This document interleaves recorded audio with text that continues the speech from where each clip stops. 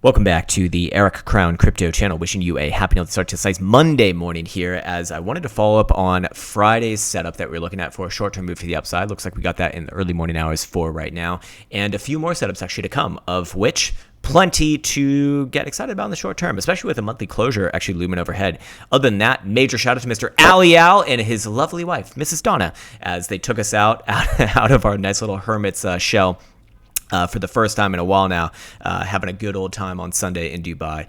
Absolutely lovely people, and really enjoyed that. So now it is time to get into some more serious stuff. We're going to talk about magic internet money. That's right, the most serious fucking asset on the planet Earth. So let's just jump right into it right now and waste no more time. And I want to follow up on Friday's setup. We were looking at the hourly Jewel Light as likely to be at a short-term move somewhere around 23,500, which is what we've gotten thus far. Now, what essentially was a setup, it was this, a very simple one that we went over on this channel about 4 months ago now, where basically hourly Jewel Light comes below the 35 read right here, turns white on the first tick, that initiates a setup, alongside a trend filter, I do believe, for the 3-day time frame, funnily enough, which is most of them, in fact. But ultimately, that setup does provide a higher probability move in the short term to the upside, relatively speaking, obviously. In this case, about a 77.5% probability for a short-term move to the upside, back tested over the past over the past few years here, with a profit factor of about 1.5, which pretty damn decent. Of course, the net profit, max drawdown, all these other numbers are actually simulated with a base position size of 300,000. So don't take that as like a one lot position size. Like, obviously not gonna be the same thing, but you get the idea. And the percentages obviously do matter. So in this case, this one played out nice. And then we go back to the drawing board, of which it is time to flip back on over here into the hourly time frame for the HPDR indicator. So the HPDR indicator was also giving us a bit of a bias over the weekend for one of those trap moves. We were looking at something like this. I think we were looking at something like that over the weekend. We can delete that now, obviously, and we can see that an hourly setup is actually emerging on the other side. So what do I mean by this? Well, we see several closures above the 50% of historical returns range highs, which was represented by this little line right here, the top side of that blue zone, which actually highlighted in red. So probably more confusing. Let me just get rid of it. There you go. All right, so once that happens, then we can cross-check for a decline in volatility represented by the BBWP indicator on the moving average right here, which happens at this exact moment, or this exact hour, I should say. Just make sure that the video is actually still working, because I just had an issue with that, which was really, if you want to see me rage, man, if you want to see me fucking rage, just watch what happens when the goddamn video doesn't record. It's really annoying, honestly. It's really annoying. I'm pouring my sart and hole out here. You know what I mean. Anyways, so that happened, and then we can go and cross-check the stats over here, which this is actually ripped directly from the quant program for the hourly shorts. This would be a short setup, actually, higher probability for a short-term downside move, although the failure conditions do provide a nice edge for the upside as well. I think it's just as valuable in that case. But out of 50 tested iterations, 36 played out with a short-term downside move, giving it about a 72% strike rate. So what does that mean? It means that it has a higher probability for a downside move. Not 100% probability for a downside move, but a higher probability for a downside move, which in this case, the average return for those downside moves would be about 2.60%. In the case of a failure, about 2.5%. So in success, it would be like 2.60% move to the downside. In a failure, about a 2.5% move to the upside. So let's go over what the conditions for this would look like. In this case, to the downside, well, 260 would look like a move back down around the weekend lows at about 22,900-ish, somewhere around there, 22.9 to 23. Yeah, there's some variance, obviously, but that's, probably what we'd be looking at on average. By the same token, what would indicate a failure? A failure would be indicated by an hourly closure back above the wick high of the current high on this move, which is about 23,700 on Bybit, actually.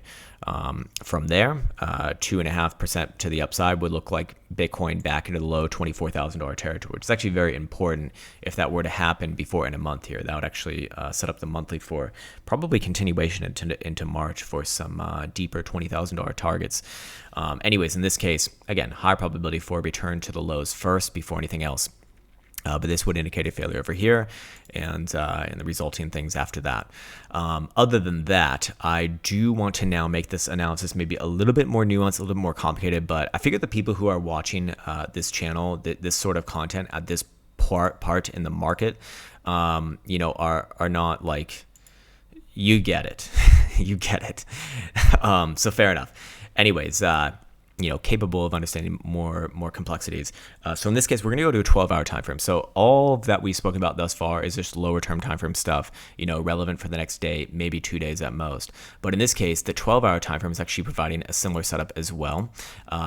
Similar in the sense that we looked at on the hourly earlier to start off this video, but just a different time frame. In fact, we saw one of these setups happen really recently on the 12th of February, given a bias for an upside move from about 21.7 to 24.4 actually, or about there. Same thing over here, 12-hour time frame. Seeing, oops, let me get rid of this one. Seeing the 12-hour jewel below the 35 level and then turning white on the first tick, alongside a daily trend filter for, I think, literally the daily, or actually I don't have it on right now, but I'll show you what it also looks like when it's on. Anyways, with just this as its base, we have seen about a 69.25% probability for a short-term upside move, with a profit factor of 1.7, which is pretty damn nice actually. So in this case, what would that imply? That would imply move back around, pretty much back around the highs, somewhere around 24.6, 24.7-ish region. That would be like, what, a 5% move or so. Hey, stop. What's going on there? Oh. What? Let me also show you what happens if we add a daily trend filter, because I think this is actually rather helpful to understand why did my damn thing just go. I just goofed it up, man, motherfucker. Oh, that's what I did. There we go. All right, that was versus buy and hold equity. Anyways, yeah, so that would be what is even going on here? All right, yeah.